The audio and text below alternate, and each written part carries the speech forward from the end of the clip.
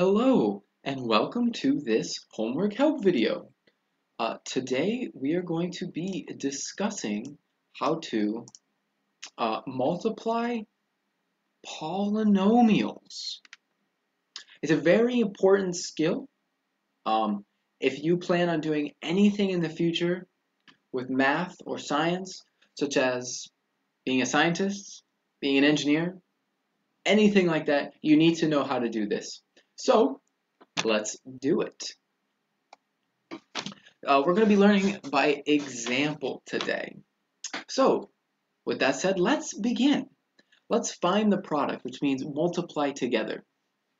6 times, and in parentheses, negative 3p squared plus 7. Okay? So, if we want to find the product, that means we have to multiply these things together. And when you're multiplying these things together, put a little equal sign here, remember that parentheses, normally you would add them together, but in this case, you're going to multiply the outside thing in, okay? So, if you're going to multiply the outside thing in, that means you're going to multiply the 6 in. So, you literally just take the 6 and you multiply it by negative 3p squared. Well, what is negative 3p squared times 2? Well, simple enough. I hope you can see that actually is negative 18p squared, because you can only multiply together things that are the same, such as the integers or like the p's. So we're changing the amount of p's, but because we're multiplying it by the number in front of the p's. So and then, yes, so you move on to the plus 7 term. So what is 6 times 7? Well, hopefully you know that is 42. If not, you can check it in your calculator. So if you distribute the 6 in, you multiply each term in by 6, you will be left with this. Let's see if we're right. Negative 18p squared plus 42. And we are. Fantastic. So, remember what I said last time, that you have to kind of keep the things you multiply the same. So, and in this case, we're multiplying from the outside a b squared term and not an integer like 6. Well, so what do we do here? Well, we do the same process, but the end result is going to look a little bit different. But let's begin. So we have b squared times negative 4b squared. Well, like I said last time, you have to multiply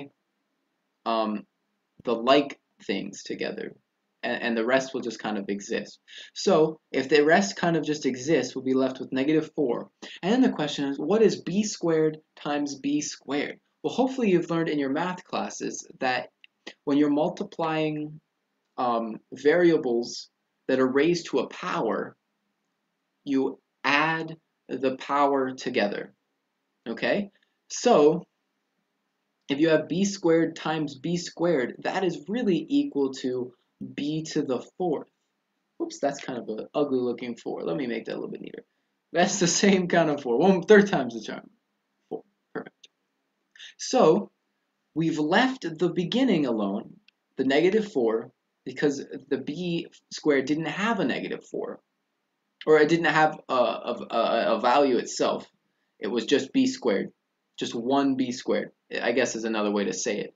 So the 1 multiplies by the negative 4, and you're left with negative 4. The b squared multiplies by the b squared on the inside, and because of the rules I've discussed earlier, you add the powers, so you're left with negative 4b to the 4th. So what is that? The next one, 4b times b squared. Well, again, this is really like 1b squared. So 1 times 4 is 4.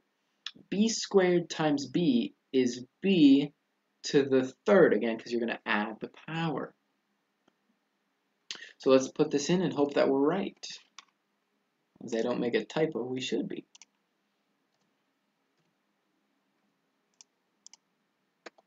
Let's check it. And we are right. How about this one? Going quicker now, let's do this one. We have 4 times negative 4a squared plus 9. What's 4 times negative 4? Well, that's 6, or negative 16 rather. And then, because we didn't have any a's, the a's stay the same. And then plus, what is 4 times 9? Oh, that's 36. So, that's the answer. Negative 16, whoops, negative 16 a squared plus 36. See if we're right. And we are. Okay. One more here. Or another one here. What is this equal to? Well, remember that's like saying we have 1w. So what is 1 times 3? Well, that's 3. What is w times w squared? Well, it's going to be w, and then you add the power. So 1 plus 2 is 3. And then minus, we're going to still be left with 1. 1 times 1 is 1. We don't need to write the 1. But w times negative w is negative w squared, right? Because you're going to add the powers. W cubed minus w squared. See if we're right, and we are. Fantastic. Now this one's going to be a little bit trickier, but I'd like you to pause the video and attempt it on your own. When you have done that, you can resume the video and see if you're right. All right, hopefully you've done that. So let's get started with the problem. Our problem now, our final problem for today, is 4n squared times, and then in parentheses, negative 2n squared minus 2. Now this one's a little bit more complicated in as much as previously we only had either like an integer out here such as 4, or we had the variable such as n squared. But now we have both, so we have to think about it, but we should be able to get it. So let's begin. 4n squared times negative 2n squared. Well, let's do what I said last time. Start with the like things, such as the integers here. So what is 4 times negative 2? Well, hopefully you can know that that's negative 8. And then what is n squared times n squared? Well, let's add the powers. So 2 times 2, or 2 plus 2, well, it is the same as 2 times 2, but 2 plus 2 is 4. Again, my 4s are not turning out so hot today. Sorry about that. All right. So as you can see, 4n squared, let me write it to the side here for some clarity.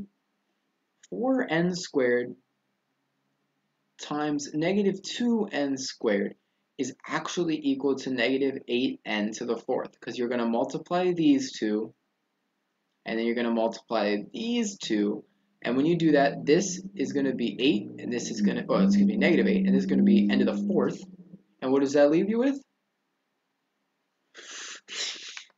Negative 8n to the 4th. And finally, let's finish this out here. What is negative 2 times 4n squared? Well, we don't have any n, so we know that's going to be n to the squared. So what it just becomes, what is negative 2 times 4? Well, we've done that before right here. So it's going to be negative 8.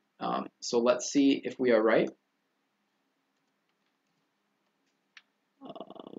To the 4th minus 8 n squared. Are we right? And we are. Fantastic.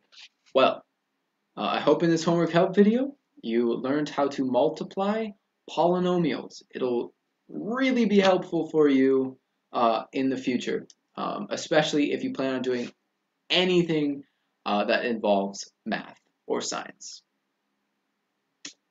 See you next time. Bye.